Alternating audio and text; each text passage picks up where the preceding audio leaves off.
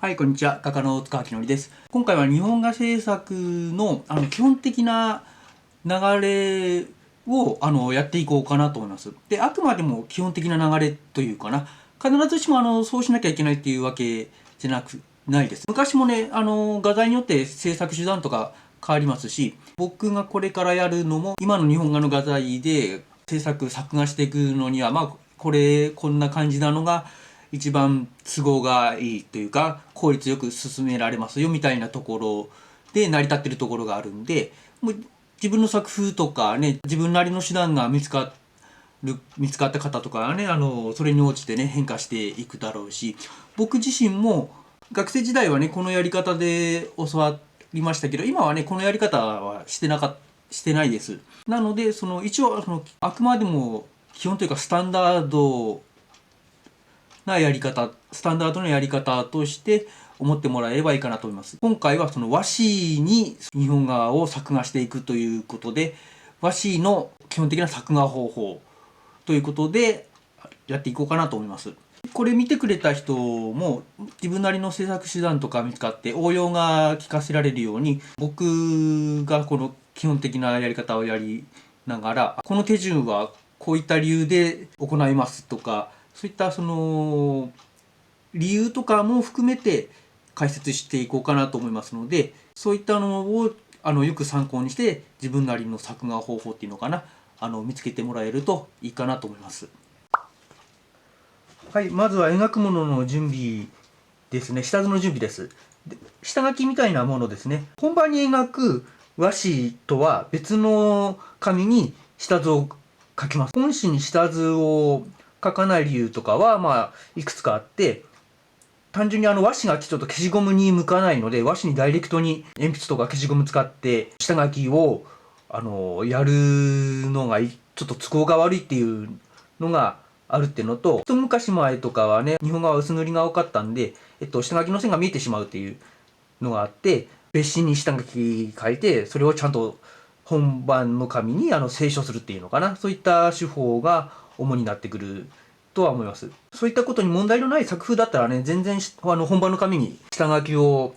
していいと思います。修正した線の跡とかそういったのとかが全然出ても大丈夫な、豪快な絵とか下書きとかの線が味になるような作風とかをイメージなさってるんだったら、もう全然もちろん本番の紙にいきなり下書きとかやられていいかなと思います。下図は写生やスケッチとかね、元にしてもちろん写真とかでもね、ありだと思います。僕もこれサザンカの絵なんですけど、1、2年前かな、なんか写真とか撮っといたやつとかと、あとスケッチとかをちょっと参考にして、この F3 号の大きさに下書きを書いてみたものになります。下図はね、もう自分の書きたいものを書いてもらっていいかなと思います。これ本紙と同じ大きさの、これF3 号のパネル張りしたやつで、本紙と同じ大きさの下図、いわゆる大下図、原寸大の下図なんですが、この下図の前に小下図とかをね作っておくパターンとかありますね。大きい絵の場合とかだと、まず小さいいわゆるお手頃サイズの下図とか作って、もう人によっては色とかもしっかり載せてね、下図でもう試行錯誤とかをで確認してから大下図を書くことが多いかなと思います。日本画の絵の具はね、その油とかアクリルよりは修正とかがしづらい画材だったりとかするんで、割とそういった作業って結構重要だったりしますので、結構下図をちゃんとやるという重要性って高いかなと思います。で、僕この下図鉛筆で描いたやつなんですけど、陰影とかもつけたりとかしてますけど、トレースするのは基本線が最低限っていうのかな、必要なのは線ということになると思うんで、どれぐらい陰影つけたりとかはもう人それぞれになるかなと思います。ここでできるだけ探っておきたい人とかもいるだろうし、線だけで済ましちゃう方もいらっしゃるかなと思います。この大下図の紙は僕これコピー用紙かなんかに書いたんですけど、もうペラペラな紙ですね。トレースする都合上、厚手のスケッチブックとかそういったのよりは少し薄手のペラペラなやつの方がトレースの線が鋭利に映るっていうのかな、明確に映ってくれるので、ちょっと薄いやつの方が都合がいいかなと思います。分厚い紙に下書き書いて、それをね、トレースしようとすると、その紙の厚み分、少し線が鈍くなるっていうのかな。再現率がね、若干少しやっぱり低くなるかなっていうところがありますので、ちょっとね、できれば薄い紙でトレースしてあげた方がいいかな。それで、このパネル張りした雲はざま紙なんですけど、これにトレースしようと思うんで、これにもう一回ね、ちょっと僕、もうサイズ合わせてあるんで、だいたい、おおよその大きさに配置はできるようになってるんですけど、まあ、どの辺でもいいんで、一箇所、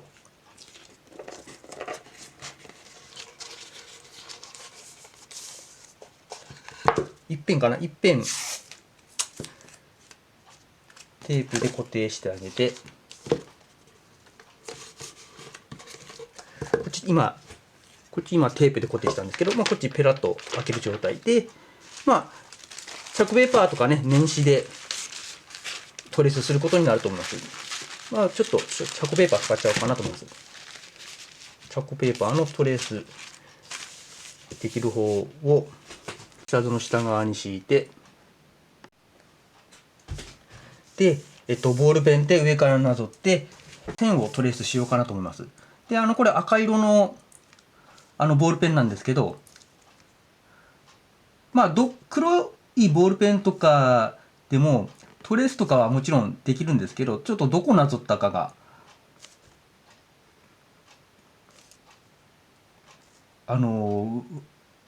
分かりやすいんでね、黒いボールペンだとね、同じところまたなぞったりとかしやすかったりするんで、ちょっと色違いのね、ボールペンとかでやってあげるといいかなと思います。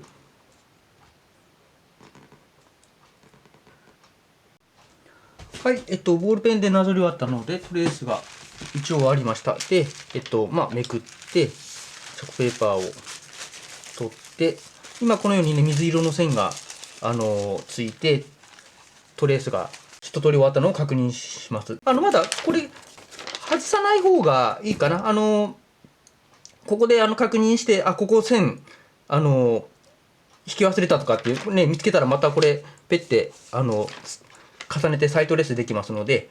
これとかは、まだ剥がさない方が、都合がいいことが多いです。で、絵の具厚塗りにする作画をしようと思ってる方は、結構制作中盤まではつけっぱなしでいいという場合がありますね。いろいろと塗り重ねて消えたらまたトレースで、繰り返すパターンとかあると思うんで、これを外さずにつけっぱなしの方が都合がいいところが、多かったりとかはすると思います。トレースが終わったら今度、墨線で骨書きをすることになります。骨書きって、まあ、墨線で、線描、清書することになると思うんですけど、それを、やろうかなと思います。はい、トレースが終わりましたら、骨書きといって、墨で線をなぞる作業になります。墨はね、墨汁ではなくって、こういった苔の墨を使うようにしてあげた方がいいと思います。すずりでね、墨を吸って使うようになるんですけど、墨汁がダメという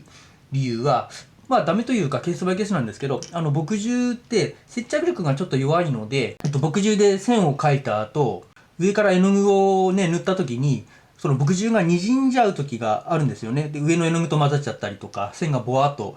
滲んだりとかしやすいので、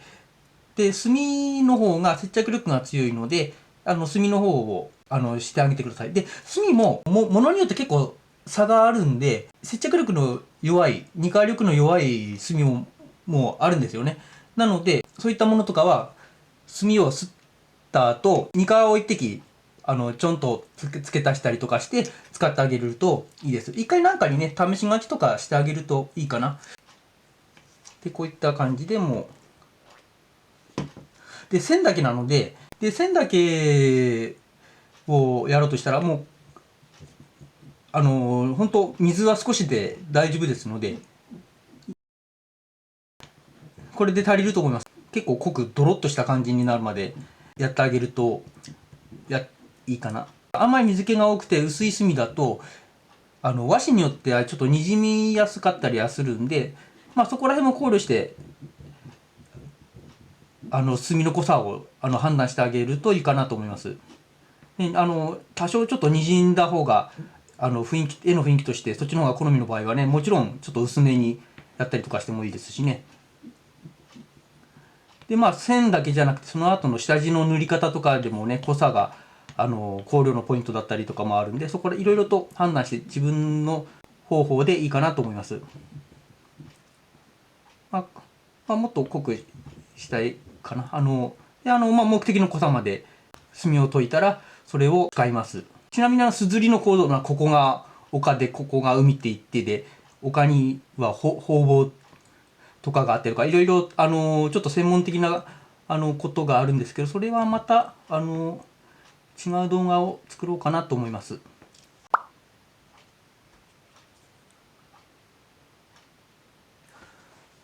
はい、では墨で線を描いていこうかなと思います。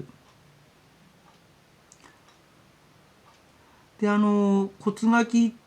の線どんな線がいいかとかはもちろんね作風によって変わりますので好きな線でいいかなと思います。よくね鉄線描、要は起伏のない線がいいだったりとか、濃い線細い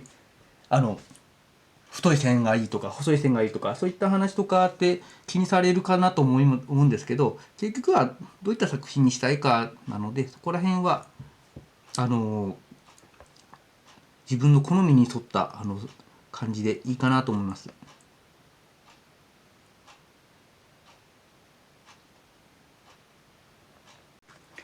はい、墨線は一通り終わったところですね。で、この後薄墨で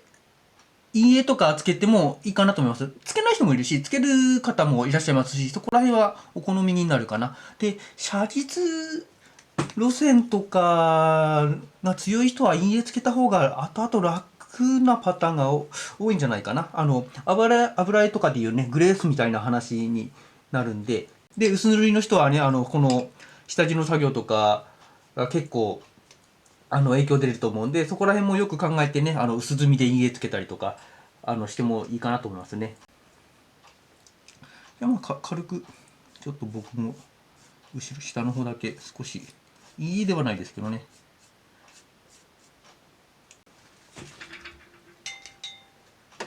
で一回またこれでちょっとね乾かして。で骨書きと、ある程度のね陰影だったりとか暗くしたいところを薄墨でね塗りましたら、今度全体的に5分を塗ります。全体的にというか5分の地塗りというか5分の地塗りをねしてみようと思います。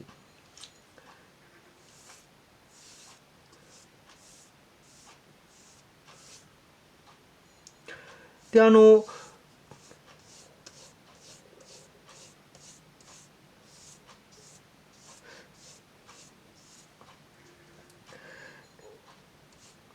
でこれ実は5分の地塗りしてから骨書きでも大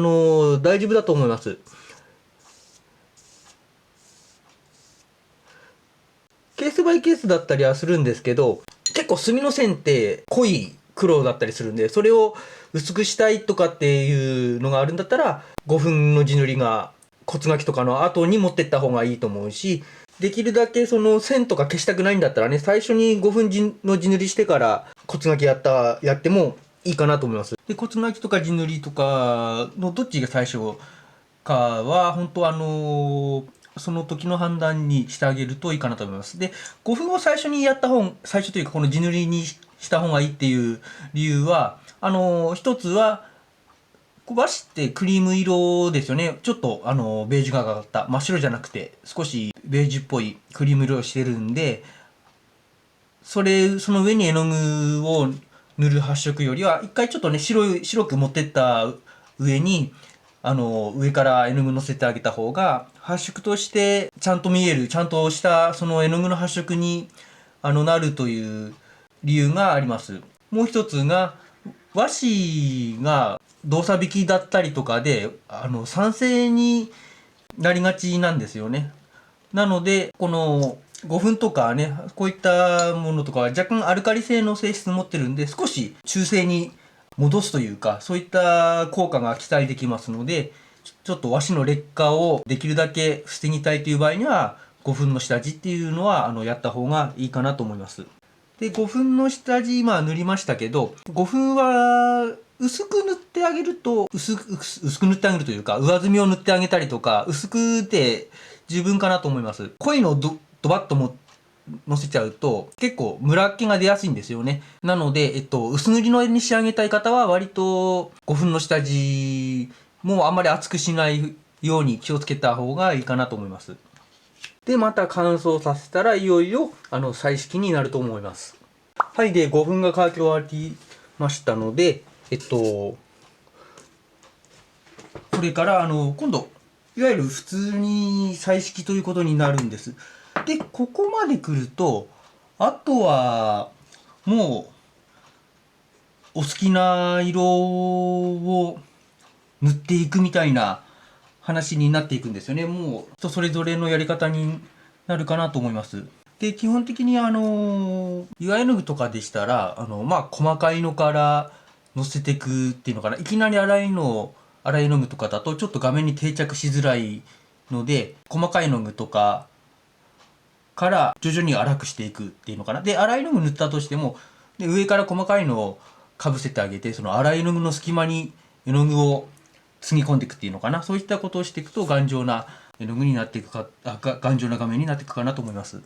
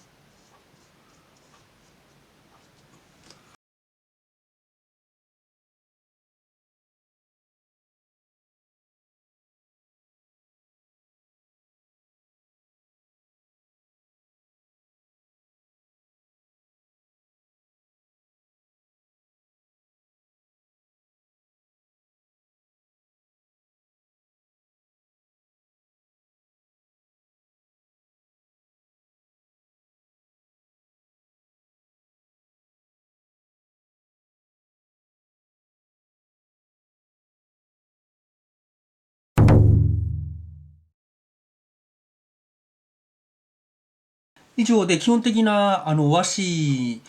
においての日本画の書き方をやりました。最初に言ったように必ずしも守らなきゃいけないわけじゃないし、その人の作風によって結構変わってきたりするし、僕自身もこのやり方で作品は作ってないですし、あくまでも基本的なスタンダードなやり方として捉えて、これをもとに自分なりの方法をアレンジしていけばいいかなと思います。他にもね、